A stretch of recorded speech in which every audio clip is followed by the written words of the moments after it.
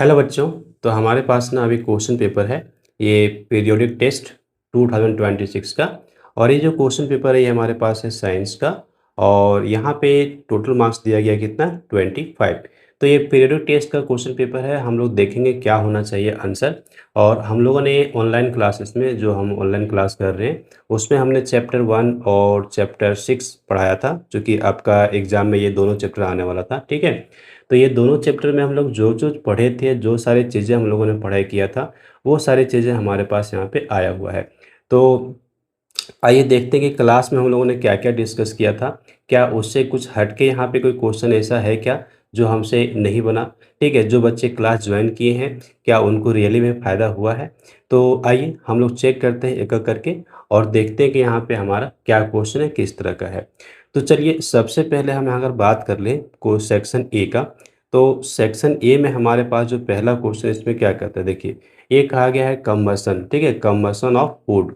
जो लकड़ी है, लकड़ी को अगर हम जलाते हैं तो हीट रिलीज होता है। ठीक है, हीट रिलीज होता है, ये हमको जानते हैं। और हार्मफुल गैसेस रिलीज होता है। तो हार्मफुल गैसेस में यहाँ पे कौन सा ये पूछा गया है, तो हमारा बी नंबर का आंसर नहीं होगा, कार्बन मोनोऑक्साइड होगा कि नहीं होगा। यस, तो कार्बन मोनोऑक्साइड हमारा यहाँ पे सही आंसर हो जाएगा। दूसरा कहता है the process of conversion of heat dead plants material. जो डेड प्लांट्स मटेरियल है उसको अगर कन्वर्ट किया जाता है, वो जो प्रोसेस है उसको हम क्या कहते हैं। तो हमारा करेक्ट आंसर यहाँ पे क्या होता है, कार्बोनाइजेशन। ठीक है, तो ये सारी चीज़ें हम लोगों ने डिस्कस किया था ऑनलाइन क्लासेस में। ठीक है, तो आपको तो यहाँ पे ऑब्जेक्टिव क्वेश्चन में फ़ायदा हो रहा है। अब आगे देखिए कि आगे जो क्वेश्चंस है वो हमारे क्या चैप्टर से हैं, है ना, बुक से है या फिर बुक के बाहर से है। देखिए थर्ड क्वेश्चन क्या कहता है, the organism which does not contain a cell wall. जिसमें सेल वॉल नहीं होता है उसको हम लोग क्या कहेंगे। तो हमारा यहाँ पे सेल वॉल नहीं है। ठीक है, तो सेल वॉल किस में नहीं है, तो ऑब्वियसली यहाँ पे हमारा होता है जो ह्यूमन बींग है। ठीक है, यानी कि एनिमल सेल। एनिमल सेल में सेल वॉल नहीं होता है, वो पता है। तो एनिमल सेल, एनिमल में यहाँ पे कौन बिलोंग कर रहा है हमारा, तो ह्यूमन स्किन सेल। ठीक है, इसमें सेल वॉल नहीं होगा। क्लियर। अब आगे हमारे पास आता है एक और क्वेश्चन नंबर 4। इसकी बात करते हैं। देखिए यहाँ पे क्या कहता है, a statement which best explains why a cell is called the structural and functional unit of life. अब सेल को हम क्यों कहते हैं structural functional unit of life, ये हम लोगों से पूछा जा रहा है। तो इसका आंसर हमारा क्या होगा, यहाँ पे देखिए सी नंबर, ये बी नंबर है। ठीक है, a cell performs all life processes and also forms. ठीक है, also forms the body of the organism. ये हम यहाँ पे बी नंबर ऑप्शन को ले लेते हैं। चलिए आगे हम देखते हैं कि अब हमारे पास क्या है। देखिए assertion and reason based question हमारा एग्जाम में रहता है। ठीक है, तो यहाँ भी दिया हुआ है तो आपको घबराना नहीं है। असर्शन और रीजन में हम लोग को क्या करना होता है, पहले तो हम असर्शन पढ़ते हैं और रीजन को पढ़ते हैं, और दोनों को पढ़ने के बाद हम देखते हैं कि कौन सा ट्रू है कौन सा फॉल्स है, और उसके बेसिस पे हम आंसर किया करते हैं। ठीक है, तो यहाँ पे हम रीजन को पहले पढ़ते हैं। कहता है the use of lesser fossil fuels will lead to cleaner environment and smaller risk of global warming. ये स्टेटमेंट बिल्कुल ट्रू है। ठीक है, अगर हम कम मात्रा में यूज करेंगे फॉसिल फ्यूल को तो ऑब्वियसली हमारा जो एनवायरनमेंट है वो कम पॉल्यूट होगा, और ग्लोबल वार्मिंग का भी चांसेस कम रहेगा। तो ये तो ट्रू हो गया। दूसरा देखिए, fossil fuels such as coal and petroleum can be prepared in the laboratory. Laboratory में क्या प्रिपेयर कर सकते हैं, नहीं बच्चों, हम लैबोरेटरी में प्रिपेयर नहीं कर सकते, ये हमारा फॉल्स हुआ। ठीक है, तो अब आप चेक करिए कि आपका आंसर क्या है। यहाँ पे असर्शन ट्रू है, रीजन फॉल्स है। तो हमारा सी नंबर का जो आंसर आप देख रहे हैं, सी नंबर। तो हम यहाँ पे आंसर में क्या लिखते हैं, आंसर में केवल हमको सी लिखना था। आंसर में केवल हमको सी लिखना था और कुछ भी नहीं लिखना था। ठीक, समझ गए। अब आते हैं हमारे पास जो नेक्स्ट है part, section B. Section B में देखिए यहाँ पे क्या कहा गया, differentiate between sources of energy on the basis of availability giving examples of each. देखिए ये क्वेश्चन ना मैंने क्लास में आपको वेरी वेरी इंपॉर्टेंट कराया था, आपको याद होगा।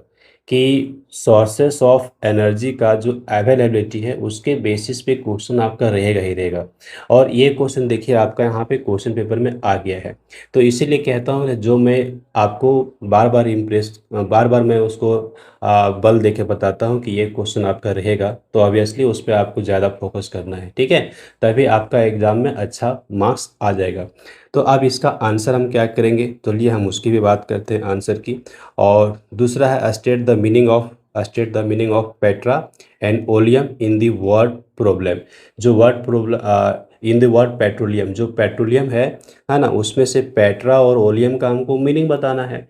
तो ऑब्वियसली पेट्रा मतलब रॉक होता है और ओलियम मतलब हमारा ऑयल होता है, तो रॉक ऑयल हो गया। अब पहला हमको डिफ्रेंशिएट करना है। तो देखिए हमारे पास यहाँ पे आंसर मैंने आपके लिए पहले से बना के रखा है, ठीक है। ये आंसर मैंने पहले से बना के रखा है आपके लिए। तो क्वेश्चन नंबर 6 है, उसमें हमारा क्या आंसर होगा। पहला तो हमारा है जो sources of energy on the basis of availability, उसमें हमारा आता है रिन्यूएबल और आता है दूसरा नॉन रिन्यूएबल।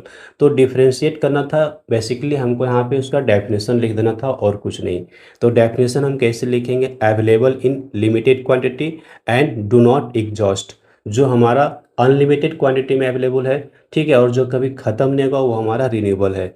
इसका शॉर्ट में हमने लिखा है, अपना बुक में जो डेफिनेशन है थोड़ा सा लेंदी लिखा हुआ है, तो आपको उसमें हड़बड़ाना नहीं है, ठीक है। आप शॉर्ट में भी लिखेंगे तो भी आपको मार्क्स वही मिलेगा, और अगर आप बुक में जो लिखा हुआ है एज इट इज़ अगर वो भी लिखते हैं तो भी आपको मार्क्स सेम मिलेगा, ठीक है। तो यहाँ पे एग्जाम्पल भी देने के लिए बोला गया था, तो सोलर, विंड, हाइड्रो एनर्जी ये सब होती है। दूसरा नॉन रिन्यूएबल आता है हमारा। नॉन रिन्यूएबल में हमारे पास क्या होगा, जो लिमिटेड क्वांटिटी में अवेलेबल है और जो मिलियंस ऑफ ईयर हमको लगता है बनने में, वो हमारा क्या कहलाएगा, नॉन रिन्यूएबल, ठीक है, एग्जॉस्टिबल। और इसमें हमारा कोल एंड पेट्रोलियम है। दूसरा हमने जो 7 नंबर क्वेश्चन है उसका आंसर लिखा है, देखिए पेट्रा। पेट्रा मीन्स रॉक होता है और ओलियम मीन्स ऑयल होता है। तो पेट्रोलियम का लिटरल मीनिंग क्या हो गया, है ना, रॉक ऑयल हो गया लिटरल मीनिंग, ठीक है। अब इसी तरह से आपके पास जो अगला क्वेश्चन है यहाँ पे क्या कहता है, natural gas is considered as a cleaner fuel, give 2 reasons to support और आंसर। है ना, जो नेचुरल गैस है ना उसको हम क्लीनर फ्यूल क्यों कहते हैं, इसके पीछे हमको यहाँ पे 2 रीजंस देने हैं। और ये भी क्वेश्चन मैंने आपको इम्पोर्टेंट कराया था, ये सारे के सारे क्वेश्चन मैंने अब आपको बताए हैं क्लास में, ठीक है। तो क्लास आप बढ़िया से ज्वाइन कीजिए, एक भी दिन क्लास आपको मिस्टेक नहीं छोड़ना नहीं है, हर एक दिन क्लास ज्वाइन करना है, ओके। और आपको समझ में अच्छे से आएगा। Which organism has more cells, an elephant और अन, आपके पूछा गया है कि क्या एक एलिफेंट और एक हमारा चींटी दोनों के बॉडी में ज़्यादा सेल किस में होगा, give reason for your answer. तो ऑब्वियसली यहाँ पे एलिफेंट के शरीर में ज़्यादा होगा। तो हमारा आंसर यहाँ पे क्या होगा वो देखिए, हमने यहाँ पे आंसर लिख रखा है, ठीक है। देखिए पहला हमारा जो आंसर 8 नंबर का है, इसमें हम क्या लिखेंगे 8 नंबर में, it burns completely without leaving behind any ash और रेसिड्यू। जब ये जलता है कौन, नेचुरल गैस, तो कभी भी वो रेसिड्यू नहीं छोड़ता है, कोई भी सॉलिड सब्सटेंस को नहीं छोड़ता है, तो उसको आपको फेंकने का जरूरत नहीं पड़ेगा। सिटी में क्या होता है, हमारा जो मेट्रो सिटी है वहाँ पे अगर एस पार्टिकल छोड़ देगा तो उसको हम कहाँ फेंकेंगे, वो भी एक टेंशन रहता है। जैसे कोल, कोल को अगर जलाते हैं तो हम देखते हैं कि एस पार्टिकल मिल जाता है, उसको हमको कहाँ पे उसको डंप करना है, डंप करने के लिए भी हमको सोचना पड़ता है, एक टेंशन हो जाता है, ठीक है। तो ये हमारा पहला हो गया, इन्वायरमेंट को क्लीन रखता है। दूसरा, it produces significant lower amount of harmful gases. जो हार्मफुल ग्रीन हाउस गैसेस है वो भी हमारा बहुत कम मात्रा में रिलीज होता है, इसलिए इन्वायरमेंट को ये पॉल्यूट भी नहीं कर रहा है। और जो हमारा था 9th नंबर का, तो ज़्यादा सेल किस में होगा, ऑब्वियसली एलिफेंट में होगा, क्योंकि उसका शरीर बड़ा है। अब रीजन यहाँ पे क्या देंगे, रीजन हम लोग देंगे the number of cells is proportional to size of the organism. अगर किसी ऑर्गेनिज्म का ज़्यादा बड़ा शरीर है तो उसमें ज़्यादा हमारा सेल होगा। A large body requires a vastly greater number of cells to perform its tissue, to form its tissues and organs. जो ऑर्गन्स है और टिश्यू है उसको बनने के लिए ना ज़्यादा मात्रा में हमको सेल चाहिए होगा, ठीक है। तो ये हमने देख लिया। अब देखिए हमारे पास अगला जो है question number C, section C की बात करते हैं। यहाँ पे क्या कहता है हम लोगों से, list 3 products of coal and mention 1 uses of each. देखिए ये वाला भी क्वेश्चन को ना मैंने वीवीआई किया था क्लास में, जब आपको पढ़ा रहा था तो मैंने बताया था कि ये क्वेश्चन बहुत इंपॉर्टेंट है। और ये जो क्वेश्चन है, मेंशन पेट्रोलियम प्रोडक्ट है ना, विच आर यूज्ड। तो यहाँ पे ये वाला भी क्वेश्चन को मैंने वीवीआई लगाया था कि पेट्रोलियम प्रोडक्ट और कोल प्रोडक्ट जो है ना वो क्वेश्चन आपका रहता ही रहता है एग्जाम में। ठीक है, तो इसलिए ये वाला जो दोनों क्वेश्चन है यहाँ पे भी दिया हुआ है, तो आपका एग्ज़ाम बहुत अच्छा गया होगा ऐसा मैं मानता हूँ। ठीक है, अब क्या हमारा आंसर होना चाहिए, तो 10 नंबर का हमारे पास थ्री प्रोडक्ट क्या क्या है, कोक है, कोल टार है, कोल गैस है, ये मैंने बताया था। अब कोक का कहाँ यूज़ करते हैं, तो डोमेस्टिक फ्यूल में यूज़ करते हैं और एक्सट्रैक्शन ऑफ मेटल्स। ठीक है, कोल टार का क्या होता है, तो स्टार्टिंग मटेरियल है, ठीक है, for making synthetic dies, drugs and perfumes, ये बनने के लिए। और हमारा अगला है जो कोल गैस, उसका हम क्या करते हैं, इंडस्ट्रियल फ्यूल के रूप में यूज करते हैं। उसी तरह से 11th नंबर में हमारे पास था कि रोड को कंस्ट्रक्ट करने के लिए हम किसका यूज़ करते हैं, तो एसफाल्ट का यूज होता है ना, coating the underside of electric pole, asphalt. दूसरा है ग्रीस बनाने के लिए, ठीक है, ग्रीस बनाने के लिए making making Vaseline, ointment, candle, इसको बनाने के लिए तो हमारा होगा पैराफिन वैक्स। और एक था लुब्रिकेटिंग मशीन, मशीन्स के मूविंग पार्ट को स्मूथली रन कर सके, इसके लिए हम क्या करते हैं, लुब्रिकेटिंग ऑयल यूज कर लेते हैं। ठीक है, अब नेक्स्ट हमारे पास आता है क्वेश्चन नंबर 12 और लास्ट हमारा क्वेश्चन नंबर 13। क्वेश्चन नंबर 12 में देखिए कह रहा है सेल्स इन लिविंग ऑर्गेनिज्म, है ना, have different shapes.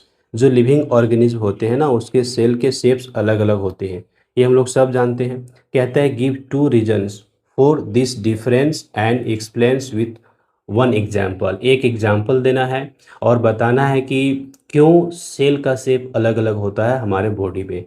Name the smallest cell and mention its size, ये वाला क्वेश्चन को भी मैंने बीबीआई लगाया था कि ये क्वेश्चन बहुत बार पूछा जा चुका है और आपको भी पूछा जाएगा। तो आइए हम आंसर की बात करें 12th नंबर में। देखिए जो हमारा सेल होता है उसका शेप अलग अलग क्यों होता है, तो हम यहाँ पे रिजल्ट लिखेंगे cells have different shapes primarily due to suit the following, क्या क्या स्वीट होगा, स्पेसिफिक फंक्शन, एंड दूसरा क्या लिखेंगे, to adapt their location in the body, body में उसका लोकेशन कहाँ पर है उसके बेसिस पे डिपेंड करता है उसका शेप, और वो कौन सा कार्य को, कौन सा काम को परफॉर्म कर रहा है उसके बेसिस पर उसका शेप डिपेंड करता है। अब इसी तरह से यहाँ पे बी नंबर पे पूछा था कि आप एक्सप्लेन करो, तो एक्सप्लेनेशन के लिए हमने यहाँ पे क्या लिख दिया है, nerve cells are long and branched to transmit electrical signals across great distances in the body, हमारे बॉडी में जो डिस्टेंस हैं अलग अलग, तो डिस्टेंसेस में हमको सिग्नल पहुंचाना होता है, और सिग्नल को पहुंचाने के लिए ना यहाँ पे जो नर्व सेल है उसका शेप हमारा अलग अलग माने लॉन्ग होता है, लॉन्ग शेप में होता है, ताकि बॉडी के हर पार्ट में हम सेल क्या कर सकते हैं, इन्फॉर्मेशन को पहुंचा सकें।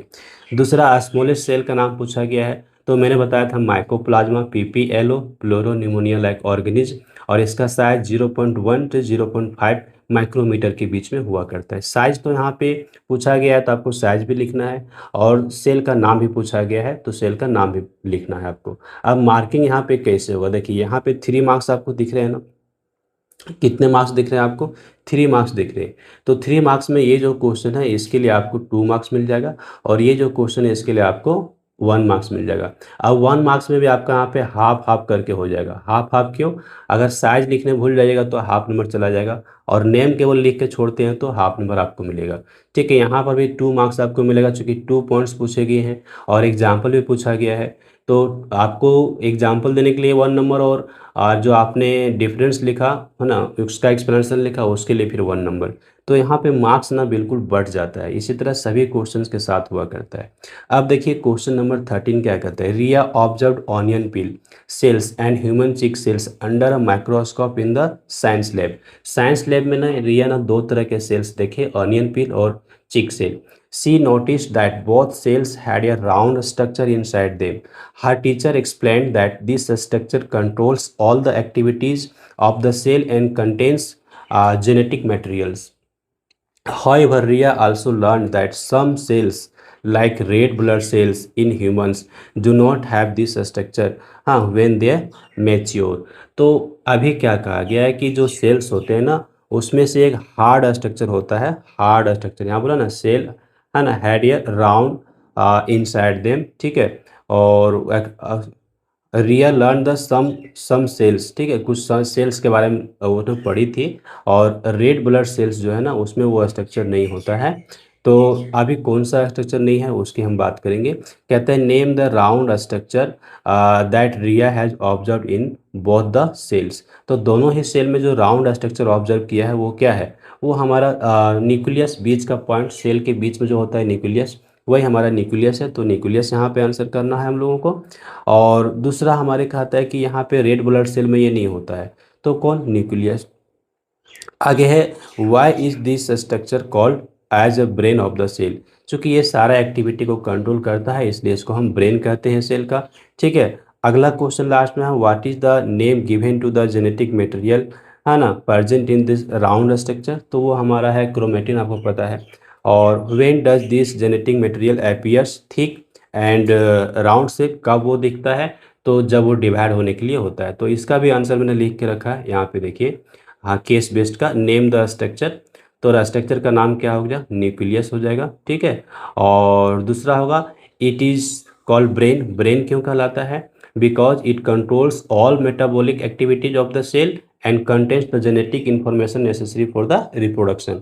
और लास्ट में पूछा गया था, तो जेनेटिक मटेरियल का नाम, जेनेटिक मटेरियल का नाम है chromatin. It appears thick rod shaped chromosomes when the cell is about to divide. एक क्रोमोजोम की तरह दिखता है जब सेल हमारा रेडी होता है डिवाइड होने के लिए। ठीक है, तो इस तरह से हमने यहाँ पे जितने भी कंटेंट को आप देख रहे हैं इस क्वेश्चन पेपर में, जितने भी क्वेश्चन हैं सारे क्वेश्चंस को मैंने डिस्कस किया है क्लासेस में। ये 1 महीने का जो क्लास हुआ ना, इसमें हमने यहाँ पे चैप्टर 1 और चैप्टर 6 जो साइंस का पढ़ाया, इसमें सारे क्वेश्चंस जो यहाँ पे आए हैं क्वेश्चन में, सारे क्वेश्चंस को हमने डिस्कस किया है। आपको याद होगा अगर आप रेगुलर क्लास अटेंड किए हैं, एक भी क्लास अगर आपने नहीं छोड़ा है, तो ये सारे क्वेश्चंस आपके कवर हो जाएंगे। ठीक है, और इसी तरह से आगे के जो क्वेश्चंस हमारे आएंगे एग्जाम में, वो भी आपके सब के सब कवर हो जाएंगे। ठीक है, बस आपको क्या करना है, कंटिन्यूसली क्लास अटेंड करते रहना है, और जो भी डाउट्स होगा वो पूछना है हमको व्हाट्सएप नंबर पे, हम वहाँ पे आपको रिप्लाई ज़रूर करेंगे। तो चलिए, अभी ना जो हमारा मैथ्स का क्वेश्चन पेपर है उसका भी एग्ज़ाम हो चुका है। 4 मई को उसका एग्ज़ाम हो चुका है, 2 मई को हमारा ये साइंस का क्वेश्चन का एग्ज़ाम हो चुका है। ठीक है, तो चलिए फिर हम मिलते हैं किसी और वीडियो में आपके लिए।